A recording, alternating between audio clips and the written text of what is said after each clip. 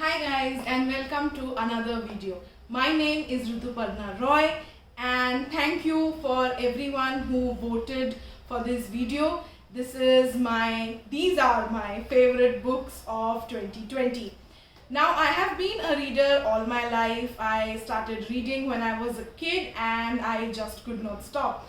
There are very few instances where I am not reading, but other than that, more or less, I read throughout the year.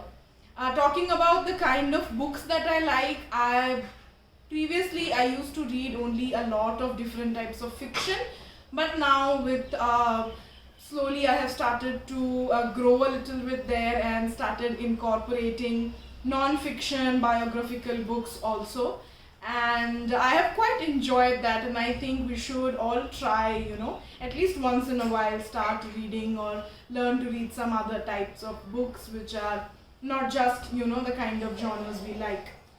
So in this video I have tried to categorize all the books that I have read so far into different categories. So we have I think the first one that we are going to start with is fiction, because that is my favorite category, right? So for fiction, the first book that I want to talk about is this one. This is Holy Cow by Sarah Macdonald. I got this book because the name and the cover looked very interesting, and the book did not disappoint at all. It's a very funny kind of a book, and Sarah Macdonald is the one who's writing and in first person this book. So she comes to India, she's an Australian, and she comes to India, and it's India like from her point of view and her experiences, her perspectives and everything. So it's very interesting, and it's a very light, very easy to read book. It's funny, and it's this kind of books that you can actually take with you when you're traveling in a train or a flight or on a holiday and just chill, relax and read. So the next books that we have are some series that I have read. So I have this first series by Amish, the Ramchandra series. So we have Ram Sita Raman. I got this series actually last year and I started reading it last year, but then somehow I just stopped. And then I thought, during this lockdown I had some time, so I was like, let's pick it up from the beginning. I liked it. It's interesting. I like the way Amish writes. He has a very fluent way of writing, and his language is really very nice, very easy to understand. This book did not disappoint me. It was nice. It's not as intriguing maybe if you start comparing it with the Meluha trilogy. But then, let's not why compare two very different stories, right? So it's interesting. It's a nice book. If you are into mythology kind of a book, then Amish is your go-to. Talking about another series, my favorite one, the most heaviest one that we have is the Harry Potter series. Now, I have had these books for almost more than 10 years, and I actually read through all the 7 books during this time. It gives me such happiness and joy to read these books, and J.K. Rowling is one of the authors that I really look up to. I think she is fantastic. Her writing, it's simply brilliant. If you have not read any Harry Potter books of yet, just start with one book. You don't really have to buy the whole series, and I can guarantee you won't be able to put it down. It's not just about magic. I think that's kind of like a misconception. It's so much more than just magic. It's about life, it's about love, it's about courage, friendship, and it's not like just because it's like a fantasy book, there is like no sense or meaning to whatever she's writing or what the characters are doing. It makes pretty much sense into like what the characters are doing or what spells they are using, or their actions. So it's all, it's very coherent. It's not just like made up, anything she's writing and all. So please give it a read if you have not, and Harry Potter will change your life. And if you have any siblings who are into reading or you want them to start reading, I think Harry Potter is one such series which is like really good for children. Maybe little older kids, not very young ones, but then it's so nice to have a book which talks about everything, like whatever a person will experience in their life. It does not shy away from death or from loss or grief or anything like that. So check it out. Right, coming to the next category, it's mysteries and thrillers, and I am a sucker for mysteries and thrillers. So these two books I picked up this year. Ooh. So this is Chalkman by C.G. Tudor, right? And this is a very scary, creepy, thrilling book. If you like thrillers, you are going to love this book. You just can't keep it down. It's just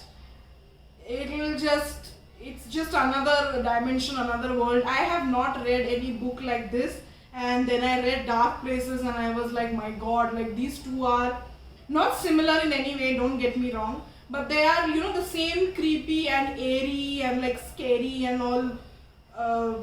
Dark Places is dark, from the name. It's by Gillian Flynn, the same author who wrote Gone Girl. This is my husband's treasure, and it's beautifully written.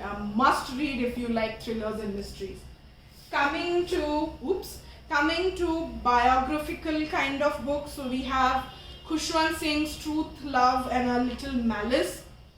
Honest, truthful, funny, comical, everything. He has not held back at all. Trust me when I say that. And I had not read any book by Khushwant Singh before, so this was like really interesting and intriguing to read. It's a very fun read, and it even gives you like a peek into his life and all the different kinds of people he worked with, because he had like a very rich career. He worked with different people at different fields, so it's very interesting. If you're looking for a book by an Indian author, Khushwant Singh is your way to go. Then let's talk about The Diary of Anne Frank. I did not understand why people got so obsessed with Anne Frank, but if you don't read it, you will lose out on something.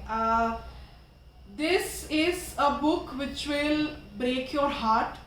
This book will at the same time mend your soul. It's just so human, so purely written.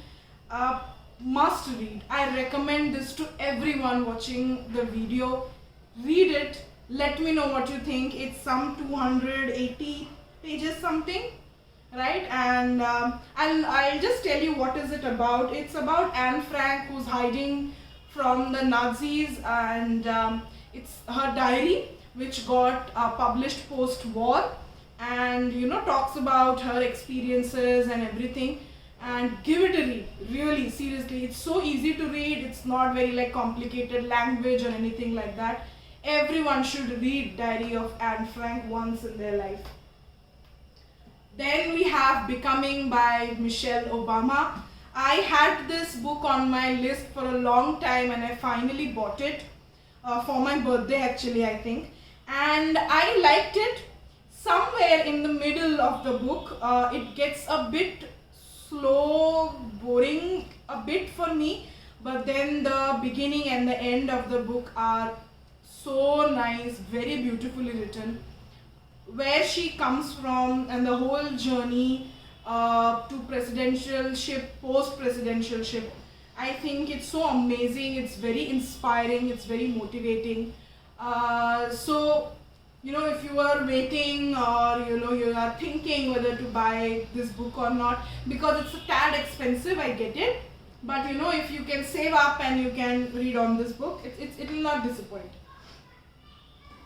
Coming to the last book that we have, this is Book of Joy by Desmond Tutu and Dalai Lama, and could not be more relevant to the generation, to the times that we are in. If you are someone who, he is like me, who's like anxious and overthinks, or is like so many questions about where we can find happiness or how does happiness comes all about. It's such a nice book. This is not one of the books that you can just sit and read and and get done with.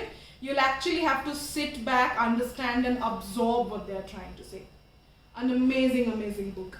So I think with that we are done. I hope you liked the video. Do let me know what are your favorite books, what are you reading currently, and please leave a comment, like the video if you enjoyed it, and maybe I'll see you again next time with some other books.